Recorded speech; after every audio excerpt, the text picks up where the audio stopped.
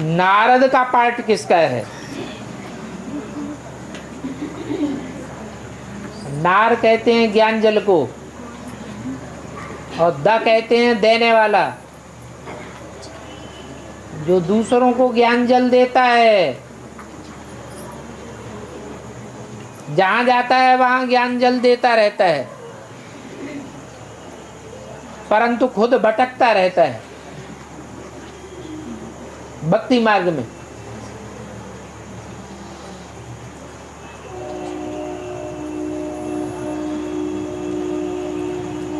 कभी कृष्ण के पास गौलोक में, कभी ब्रह्मा के पास ब्रह्मलोक में, कभी शंकर के पास कैलाश पर्वत पर, कभी विष्णु के पास क्षीर सागर में,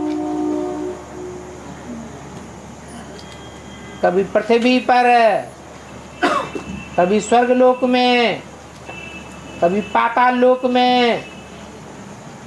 बुद्धि को कहीं भी ठिकाना नहीं मिलता। उनका नाम दिया है नारद।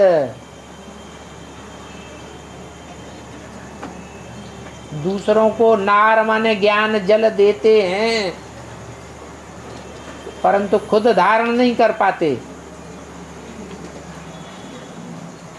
इसलिए किसी असुर ने उनको शीशा दिखाया कि अपना मुख तो देखो, तुम कौन हो? मंदिर लायक देवता हो या वास्तव में बंदर हो? तो उन्हें अपनी असलियत का ज्ञान हो गया। वास्तव में ये 7 और 8 नारायण जो सतयुग से लेकर के सतयुग अंत तक 7 नारायणों का पद धारण करते हैं, वो सब नारायण का पार्ट, नारद का पार्ट बजाने वाले हैं। तो नंबरवार, कोई अव्वल नंबर भी है, कोई लास्ट नंबर भी है।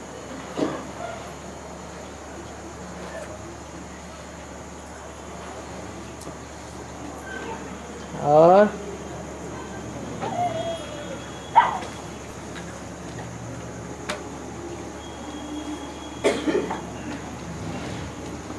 बाबा क्लास के टाइम में रोटी बनाना, खाना बनाना, सफाई करना या ऐसी ही कोई और सेवाएं करना सही है या नहीं है?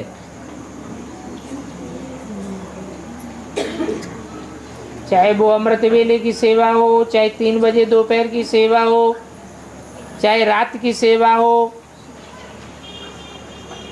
करना चाहिए या नहीं करना चाहिए?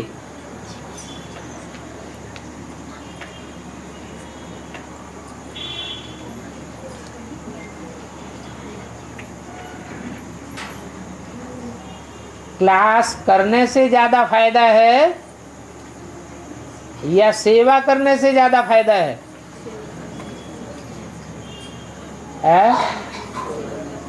है? सेवा करने से मेवा मिलता है। सेवादारियों को बाप याद करता है। क्लास करने वालों को बाप याद करता है, ये बात नहीं बोली।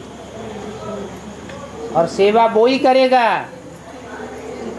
जिसको ये निश्चय होगा कि जो पाना था सो पा लिया, तो दूसरों की सेवा में लग जाएगा। टाइम मिलेगा तो क्लास भी करेगा।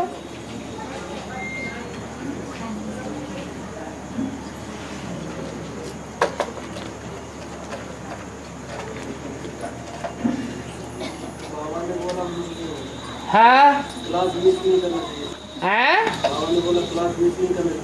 हाँ हाँ, जो क्लास करते हैं वो तो सिर्फ क्लास करते हैं, और जो सेवा करते हैं, मान लो राष्ट्रपति ने कोई सेवा दी, तो जिनकी बुद्धि में है कि हमको ऊंचे से ऊंचे ने सेवा दी है, तो कौन याद रहेगा? राष्ट्रपति ही याद आवेगा। यहाँ सेवा किसने दी है? शिव बाबा ने। तो शिव बाबा याद आएगा तो उनको शिव बाबा की वाणी याद नहीं आएगी, वो भी याद आएगी। माउंट आबू में एक खाना बनाने वाली स्पेशल दादी थी। बाबा ने मुरली में बोला वो बहुत उच्च पद पावेगी, और दादियों के लिए, सबके लिए नहीं बोला।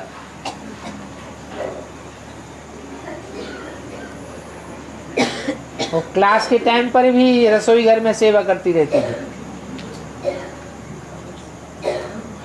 लेकिन सेवा भावना से होनी चाहिए, मजबूरी से नहीं होनी चाहिए। सेवा भी तमो प्रधान, सतो प्रधान, रजो प्रधान होती है।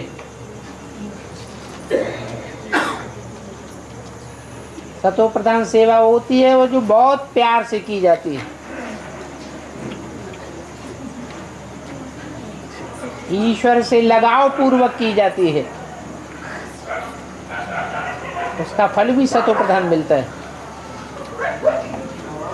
हाँ जी, हाँ जी। आत्मा उतरेंगे, उसके बाद तुरंत राम वाली आत्मा 1 सेकंड में जाके वापस आएंगे। है राम वाली आत्मा, हाँ, तो उनका शरीर का 1 सेकंड के अंदर ही कांचन क्या बन जाएगा? है उनका शरीर का 1 सेकंड के अंदर ही कांचन क्या बन जाएगा, या पहले से बना है?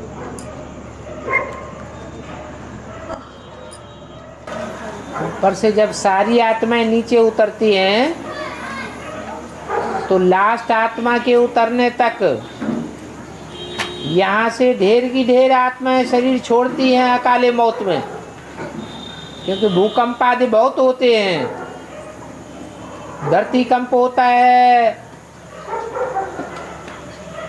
जलमयी होती है, ढेर के ढेर मरते हैं अकाले मौत में।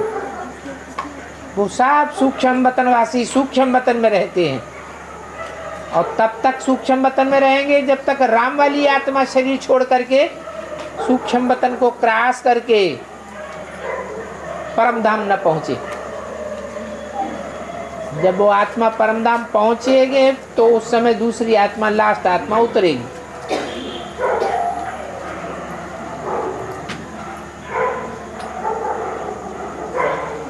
एक सेकंड में नीचे उतरेगी तो भी बर्फ में दबा हुआ शरीर उसको शुद्ध मिलेगा, क्योंकि योग बल से शुद्ध बनता है शरीर। इसके लिए लंबे टाइम की जरूरत नहीं है।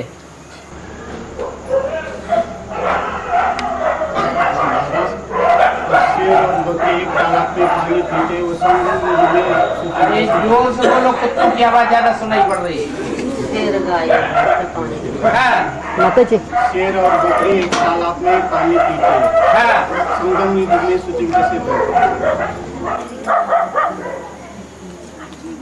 अभी जब बाप आते हैं तो शेर जैसी खूंखार आत्माएं, रावण जैसा पार्ट बजाने वाली, वो भी भगवान की सभा में आकर के एक ही घाट पर पानी पीती है, उनका भी उद्धार वहीं से होता है। और बकरी जैसी आत्माएं, उनका भी उद्धार वहीं से होता है। जैसे त्रिमूर्ति में एक बकरी दिखाई है और एक शेर दिखाया है, दोनों एक ही घाट पानी पीने वाले हैं। ये यहाँ संगम युग का यादगार है, सत्य की बात नहीं है। वहाँ बकरी जैसा कोई जानवर नहीं होगा।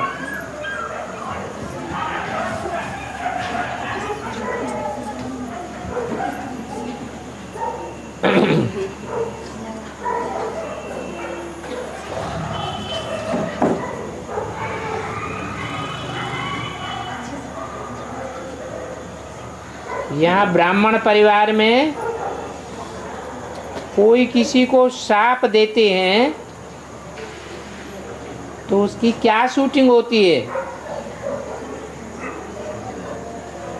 क्या दूसरों को श्राप लग जाता है? पहली बात, जो श्राप देने वाले हैं वो ब्राह्मण है या ब्राह्मण की कोटि से नीचे उतर गए हैं? वो तो नीचे उतर गए। ब्राह्मणों का काम है सेवा करना।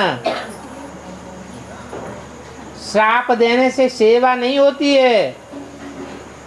सेवा होती है या डिसर्विस होती है? श्राप दिया, गाली दिया, दुर्वचन कहा, बात तो एक ही है।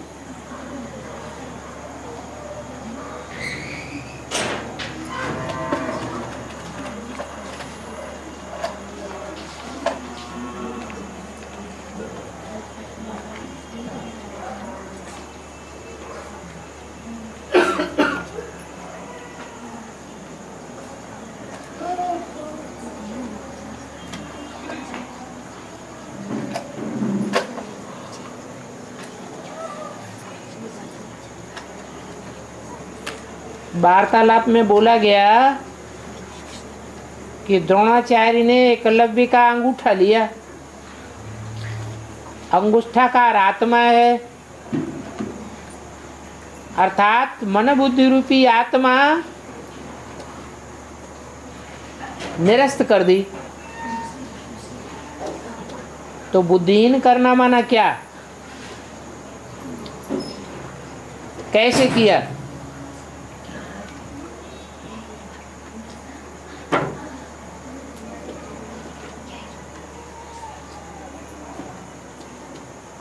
द्रोणाचार्य कौन है?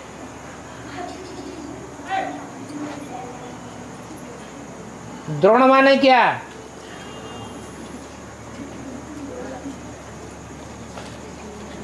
द्रोण माने घड़ा,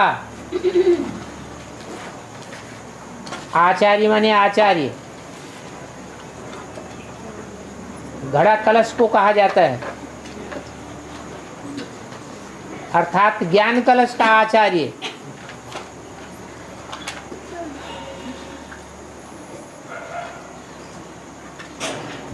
जो द्रोणाचार्य है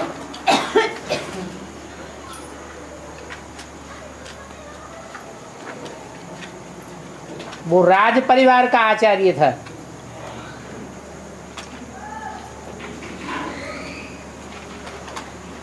भील आदि छोटे घराने वालों को शिक्षा देना अपना अपमान समझता था।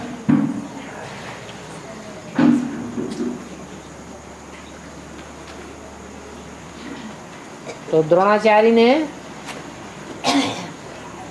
एकलव्य का अंगूठा काट लिया। अब बताओ द्रोणाचार्य कौन है, एकलव्य कौन है?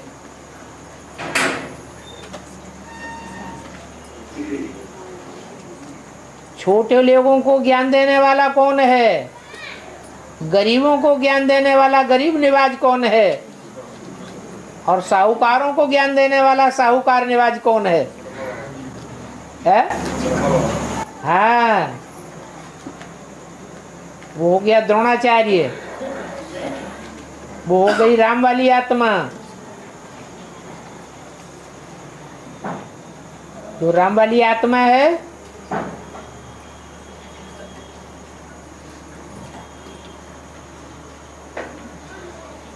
उसमें बुद्धिमानों की बुद्धि प्रवेश करता है।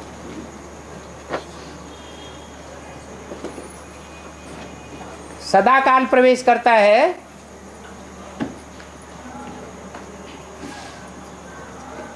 या कोई टाइम ऐसा भी आता है कि प्रवेश होना बंद हो जाता है।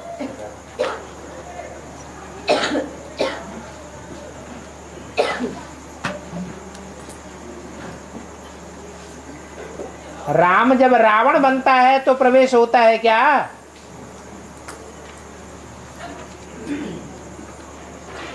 क्या कहेंगे? है? नहीं होता है। तो अंतिम जन्म में राम वाली आत्मा उसमें कृष्ण की सोल प्रवेश कर जाती है और प्रवेश करके बैल का पार्ट बजाती है।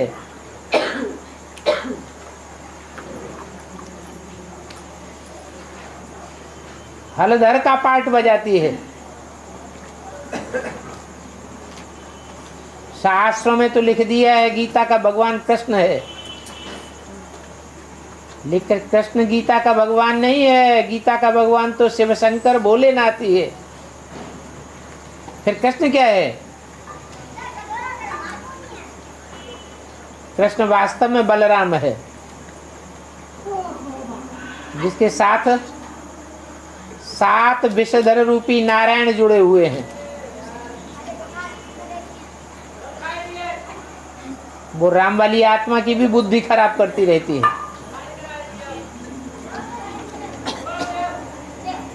प्रवेश करके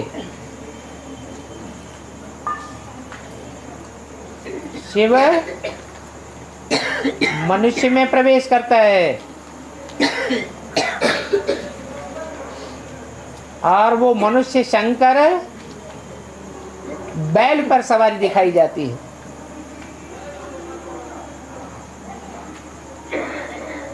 लेकिन ये अंतिम समय का गायन है, जब संपूर्ण पुरुषार्थ होता है।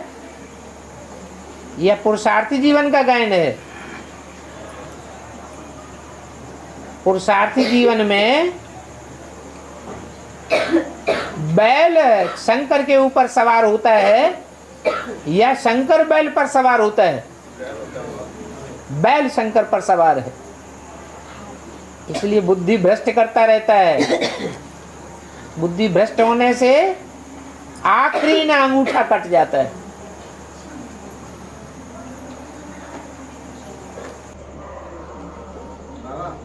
हाँ जी। राम जब रावण बनता है तो संगम से बनता है? है। राम जब रावण बनता है तो संगम से बनता है, कलयुग की अंतिम बनता है। संगम में कलयुग की शूटिंग होती है या नहीं? तो फिर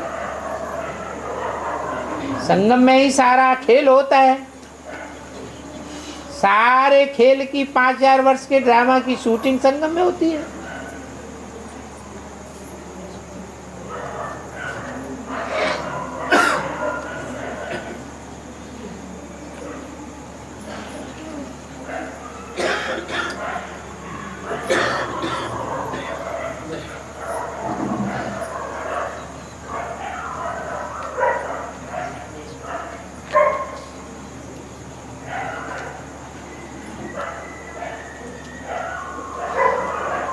बाबा प्रकृति झाड़ू लगाएगी तो पोछा कौन लगावेगा?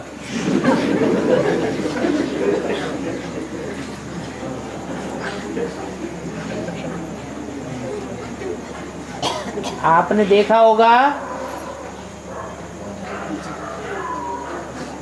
कि आजकल रेलवे स्टेशनों पर झाड़ू लगाने वाले भी झाड़ू लगाते हैं और कोई ऐसे भी होते हैं कि झाड़ू लगाने वाला आगे झाड़ू लगाता जाता है और पीछे से वो डंडे में पोछा बांध करके पोछा भी लगाते जाते हैं। तो प्रकृति के हाथ में 2 हैं झाड़ू लगाने वाले या एक है? 2 हैं। एक झाड़ू लगाता है और एक पोछा लगाता है।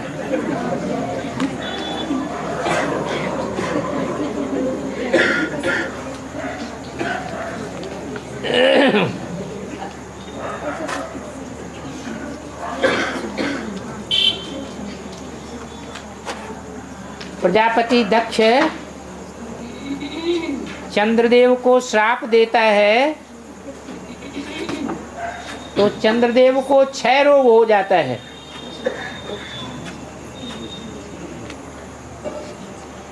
क्षय रोग में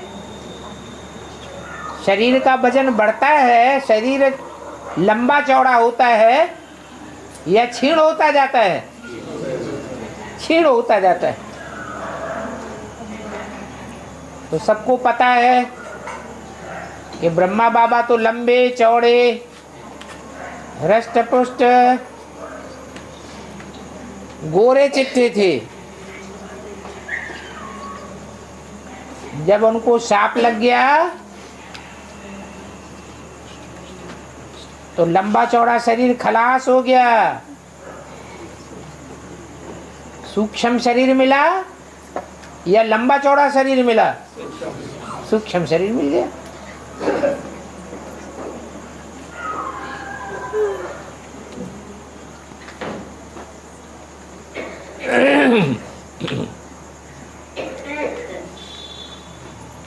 जो मेहतर होते हैं दुनिया में गंदगी साफ करते हैं, उन्हें नीच मानते हैं।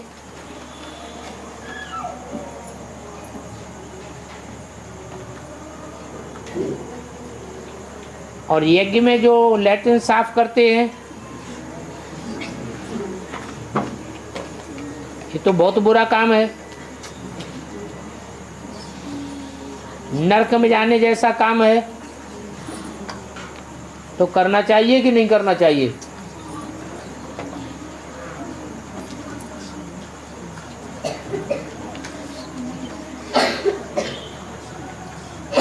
क्या जवाब हुआ है? करना चाहिए। वो सबसे पहले करना चाहिए। माँ बाप होते हैं, माँ बाप के बीच में बच्चों की लैट्रिन सफाई का काम कौन करता है? माँ करती है। माँ बाप में ज्यादा बड़ा स्थान किसका है? माँ का बड़ा स्थान है। ऐसे ही यज्ञ में जो ये काम करते हैं वो बड़े स्थान के अधिकारी हैं, उनका बड़ा भाग्य बनता है और सेवाओं के मुकाबले।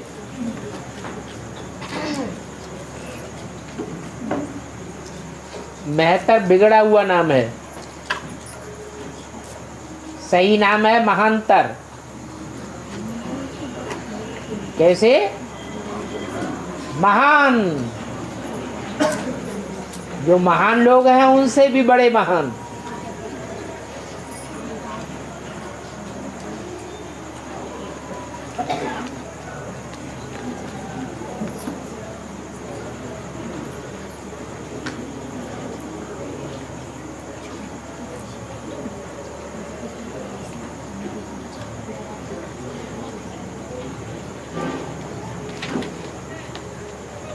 ज्ञान में काला कपड़ा पहनने को मना किया गया है।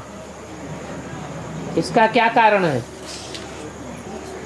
किसी मुरली में काला कपड़ा पहनने के लिए मना किया है क्या? है? मना तो नहीं किया गया, लेकिन ये जरूर कहा है कि जब क्लास होता है, तुम्हारी रूहानी ड्रिल होती है, तो ड्रिल करने वालों की एक ही पोशाक होनी चाहिए, और वो है सतो प्रधान पोशाक, सफेद कपड़ा।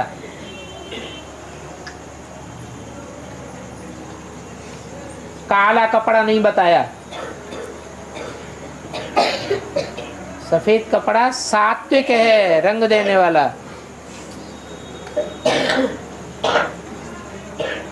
एक होती है सरस्वती की पोशाक, ज्ञान की देवी मानी जाती है, और एक होती है महाकाली की पोशाक, काला ही काला।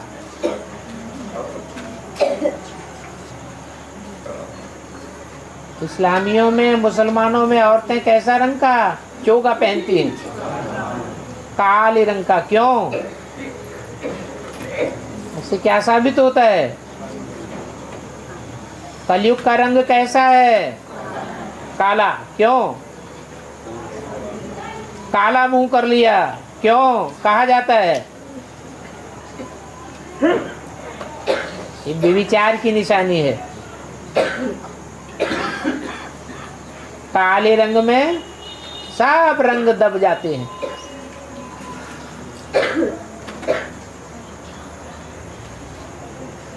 जहाँ कालापन होता है वहाँ भूत प्रेत निवास करते हैं। जहाँ सोजरा होता है वहाँ भूत प्रेत नहीं होते, इसलिए सफेद रंग अच्छा है।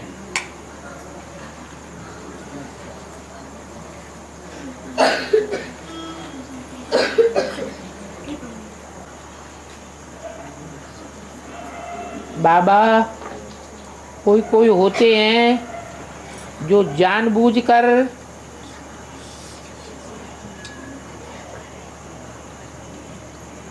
दूसरों को अपना सामान देते हैं और समझते हैं कि अगले जन्म में ये हमको कई गुना भर करके देवेंगे।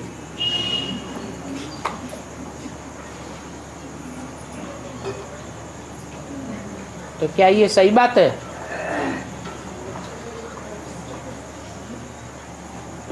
हमारा लेन देन किसके साथ होना चाहिए? हमारा सारा लेन देन एक शिव बाबा के साथ होना चाहिए, क्योंकि शिव बाबा से लेंगे, यूज करेंगे तो शिव बाबा की ही याद आवेगी। अगर दूसरों से लेंगे तो क्या अंजाम होगा? इसकी याद आवेगी, दूसरों की ही याद आती रहेगी, फिर अगले जन्म में उनके बंधन में आ जाएंगे।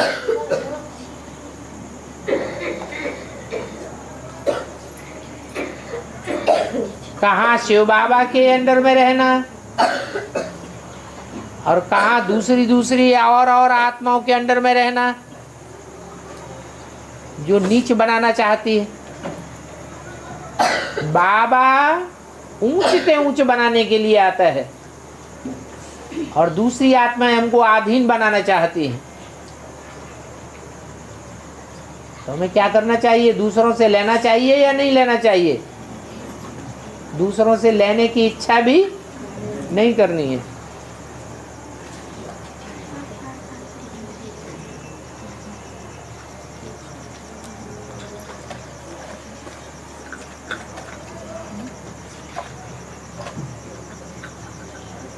जो बहनें धमचक्कर मचाती हैं, इंचार्ज की भी बात नहीं मानती हैं, उनकी क्या शूटिंग होगी? जैसे दुनिया में कोई राजा के राज्य में कोई धमचक्कर मचाने वाले डकैत होते हैं, चोर होते हैं, लुटेरे होते हैं, गुंडे होते हैं, तो राज्य में धमचक्कर मचाते रहते हैं। धमचक्कर मचाने वालों को या तो पकड़ के जेल में डाला जाता है या तो जंगलों में मारे मारे फिरते रहते हैं। ऐसी शूटिंग होती रहेगी।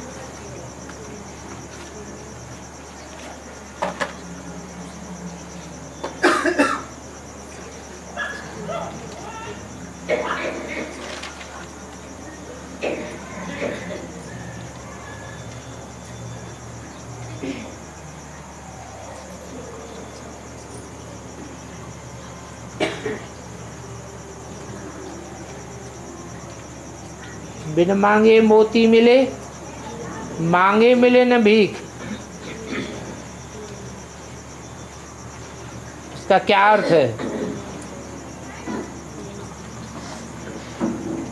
अगर अच्छे कर्म किए होंगे पूर्व जन्म में और इस जन्म में, तो बिना मांगे भी सब कुछ मिलता रहेगा। और अच्छे कर्म नहीं किए होंगे तो मांगने से क्या, भीख भी नहीं मिलेगी।